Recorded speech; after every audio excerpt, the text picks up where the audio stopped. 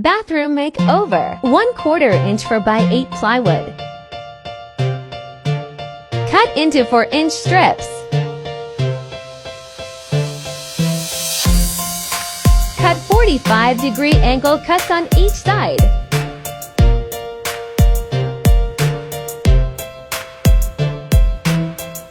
Mark your beams and mark the center of your wall. Add adhesive.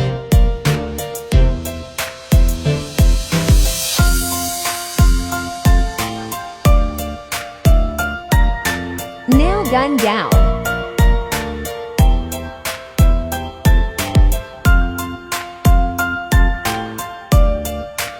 Add 1-inch border to each side to clean up the lines. Use adhesive and nail gun it down. Pop the sides for a seamless finish. Fill in nail holes. Cracked pepper by Bear Paint. I love the way it turned out.